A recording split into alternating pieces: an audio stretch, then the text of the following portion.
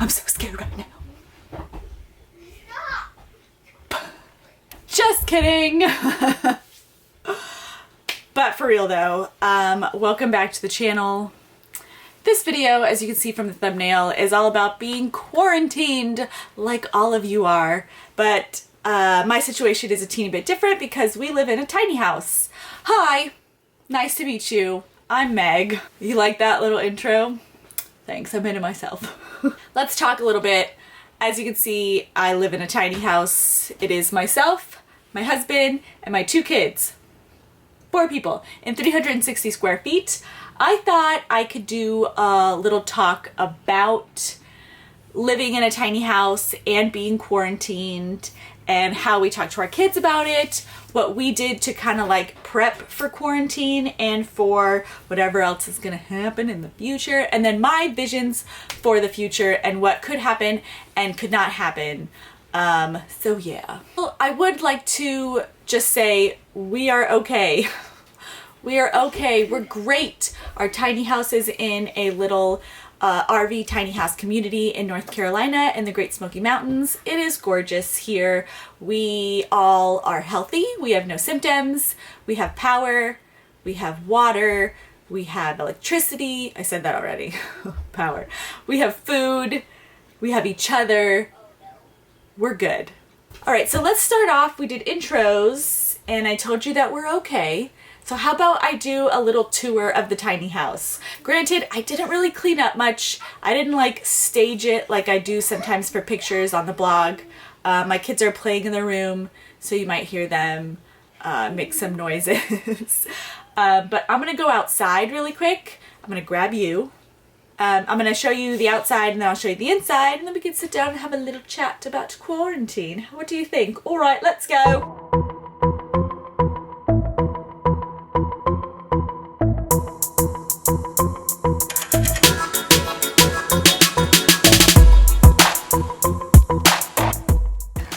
This is our little setup. Shell of an RV, tiny house inside. This is our little deck that we live on. As you can see, our neighborhood is in like trees and stuff. Very much cleared out.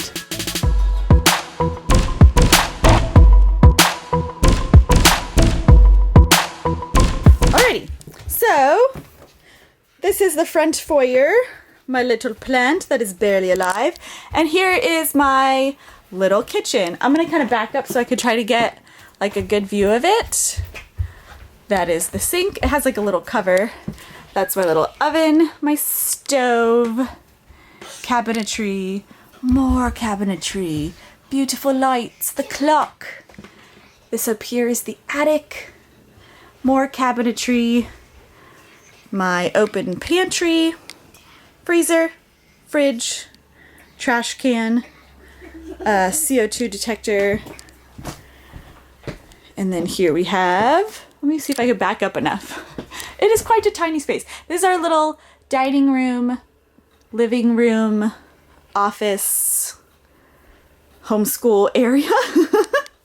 All of our homeschool stuff is stored underneath here, and then some extra pots and pans are stored there. I love all the light that comes through in this area. Like I said, this is the storage area where we have, it's usually a little bit more empty, but it's filled with like food for the next 2 weeks in case we get super duper quarantined and all of the stores close. All right, and then this is a nice little area. That's my little fireplace. Oh, let me turn it on because that's fun. It's actually a bit warm. That's my fireplace. This is more storage where I have like coffee and coffee cups. This is all of our glasses and coffee cups that we use. This is a Berkey filter. Dude, if you don't have a Berkey filter, you need to get one. I got mine on Amazon. It filters water and it's the best tasting water you will ever taste. And it can filter literally any kind of water. I mean, I can get water from like the pond over there and drink it. And then I've got some black and white pictures of all of us drinking coffee, my beloved coffee pot. And then up here I've got all my media storage, and over here I have medicines. I'll talk about that in a second. Let me turn this off. Alrighty. let's move on to my bedroom. It is a living room right now. That's all of Alex's clothes that get hung up, and that's my little washing machine. This is a second bathroom that, oh, hello, that I don't really use. I use it more for storage, guitar, piano, laundry, just hair stuff, a space heater, but there is a sink and outlets, so I do my hair and makeup in there quite often. Okay. I think I've shown you this before, but I'm going to show you again. Under here is all of Alex's clothes. Tops and bottoms. This is all of my clothes. Ugh, under here. Let me back up so you can really see. So that whole thing lifts up. All of my shoes and clothes go in there. Minimalist wardrobe, guys. I have some other videos on this channel about decluttering your house and decluttering your wardrobe if you want to check that out. Then this has like socks, underwear, bathing suits for me and Alex. And then the top two drawers are like storage for some random stuff. And then, oh, but where do we sleep? Right up there. So the bed comes down. I don't think I'll do it for this video, but you can see it in a bunch of other videos. So if you can see these black things on the side, it's on a 4-point lift system, and it comes all the way down to sit right on top of the couch. And it is a king size bed, and those are linen sheets, and I love it. Let's move on. Da da da da da da. African wall baskets. Every time I make a TikTok video and these are in the video, people ask me where they're from. I got them on Etsy. I wish I had an affiliate link for you, but I don't. Are you guys getting a lot? That face is so guilty, Daisy. It was an accident. Okay, if you have to run to me and say it's an accident, it makes me already suspicious. Can I kiss it? Okay. Mwah. Oh. I love you. Let's try to get along, guys. I'm trying to get up in his nose right there. Oh, I understand. Are you done with your video? Oh, sorry. No, I'm not done. I'll tell you when I'm done. All right, this is the kids' room. We don't want to see that, do we? All right, this is my bathroom. Hello. Let me back up so you can see a little more of this gorgeous wallpaper that I have that I'm so in love with. Da-da-da. It's a tropical themed banyo. So that is my house. That is my little tour. I'm gonna put you back on this thing and then we can have a chat.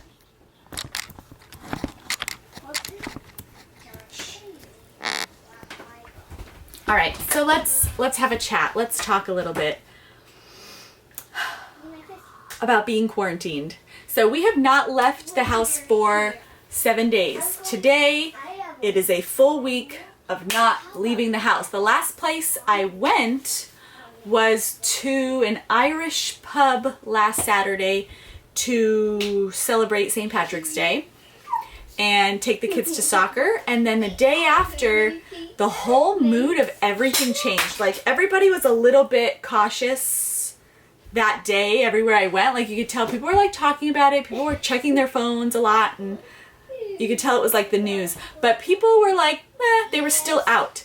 The next day, the whole mood changed at the end of the weekend. Like, when we started to get news alerts, and Italy was really getting hit bad, and they were putting people on quarantine, and we were like, oh, this is kind of getting serious. And then everything started to get canceled. My email box was flooded with like soccer's canceled, the school's canceled, pianos like everything extracurricular for sure canceled.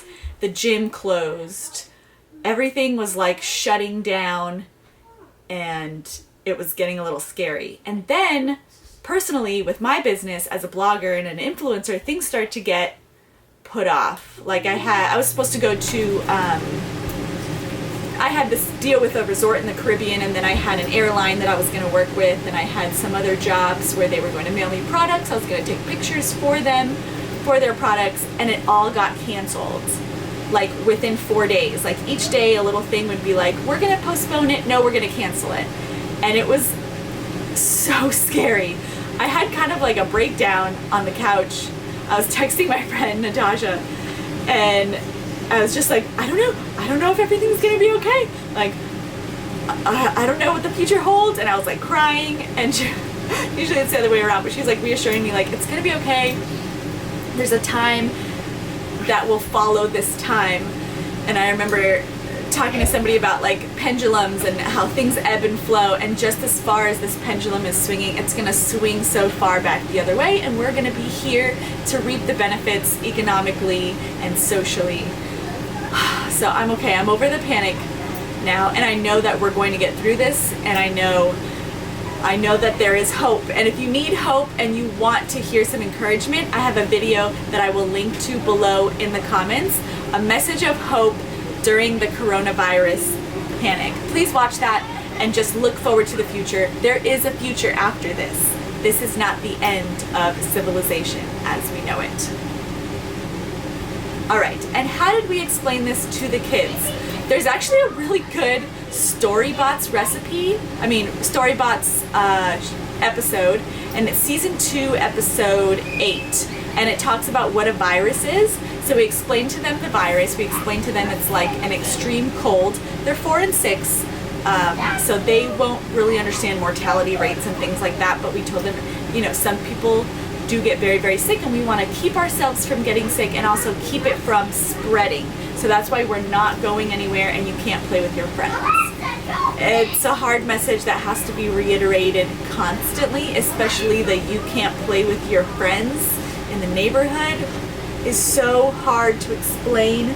But please don't give in. Even if you're the only parent who is keeping their kids at home, you're the only parent that is doing the right thing to keep it from spreading. So I encourage you, if you're that parent, I applaud you. Thank you for doing that. I really, really appreciate that, and your neighborhood will appreciate it eventually. Now, how did we prepare for this quarantine? Obviously food. We stocked up on dry goods, a lot of pasta, a lot of rice, a lot of beans. Thank you. A lot of snacks for the kids, and then, you know, non-perishables, things that are canned, stuff like that. Peanut butter was a big thing, and bread, and then I froze the bread. Please get down. I just want to go about this more up there. No, we're gonna save those. Can you please get down? I'll get you a snack after this. Okay. And then what we did is we did not go into the non-perishables first. We ate all of the fresh food. So even if it means like eating kind of weird stuff that don't really go together, like there's a side of kale and then a side of sweet potatoes and then a side of rice, like I just ate whatever was fresh in my fridge, because if the stores closed down, I want to go through my fresh stuff first and then go to my non-perishables like rice and beans and the frozen things and stuff. And then we stocked up on medicine that you would use to like treat the cold and flu, because if we do get it, it's so contagious. If we do get it, we're gonna have to just stay home and treat it as best we can at home. We also stocked up on like feminine hygiene products, shampoo, conditioner, body wash, toothpaste, trash bags, all the things that we kind of just need for everyday life to just keep functioning. All of those kinds of contact solution, that kind of thing, to just kind of keep things going. We did stock up on toilet paper, not a crazy amount. We got one of those little 9-packs. We got 2 of the 9-packs. That was it. That will last us. And we can always get more, you know, that'll last us a month probably, maybe more. So not a big deal. We'll be okay for a month. There's no need to like stock up like for the next year. I know a lot of other people will need toilet paper.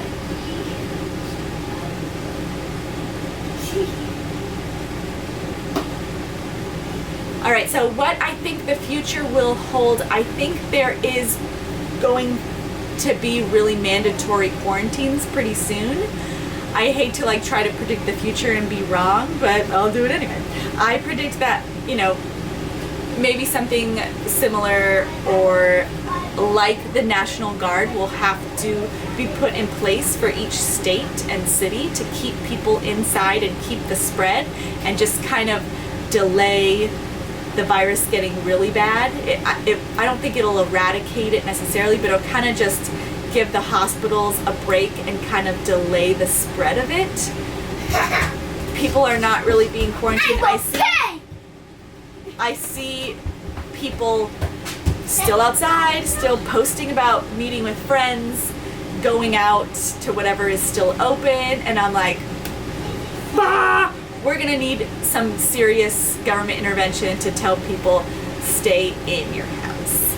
I do foresee borders closing. I foresee Canada and Mexico and maybe state borders closing pretty soon. I mean, we kind of need to take it seriously until it is gone. So there we go. And then after all of this kind of blows over, I really see the last part of 2020 and the beginning of 2021 being something so crazy beautiful. Everybody's gonna really appreciate being with each other. Everyone's gonna like have these like dinner parties will come back, and play dates and festivals will be invented. New Coachellas will come into being. People will just have like a crazy desire to create art and share it with people. I see just an explosion of creativity and just love for being with each other. I think it's going to be amazing. There's going to be waits in every new restaurant, and parks will be packed, and every hiking trail will have people just appreciating nature again because we were told we couldn't before. So that is my personal prediction, and I kind of want to end this with what I'm grateful for, because quarantine and the whole coronavirus is kind of like a scary, sad topic. So how about we talk about something positive? Like, I am so grateful right now for my time with my kids, my time to just slow down, because I'm such a like go person. Like every day we need to go and be doing something. I need to be productive, but right now I feel like, I don't know. I think I'm just gonna slow down and reevaluate everything for the rest of this year. Reevaluate my goals and my to-do lists, and everything is gonna be different because of it. And I'm gonna spend more time with my crazy, insane children and love them more and love my husband more when he is quarantined from work and has to stay home all day. I'm definitely trying to keep up with my family more than I was before, like Skyping my parents and Skyping my sister and my grandparents and everybody like that. It's kind of a blessing in disguise to have to stay home for this long. So thank you for watching. I would really like to know where you're watching from and how the quarantine is affecting you. I know some people are not allowed to quarantine. If you have a really essential job, you can't be quarantined. You're working these long hours, usually longer hours than you usually would. So my heart goes out to you, and I recognize you. And I want to hear all about it in the comments. I want to hear, like I said, where you're watching from and how this pandemic turned quarantine is affecting you. So thank you for watching. Here I am, still in my tiny house. I can't imagine what the video next week is going to be like, because I can't even imagine what the world is going to be like in a week, because a week ago I could not have predicted or fathomed this. So thank you for watching. Please like this video if you watched it and subscribe to my channel for more fun. Bye!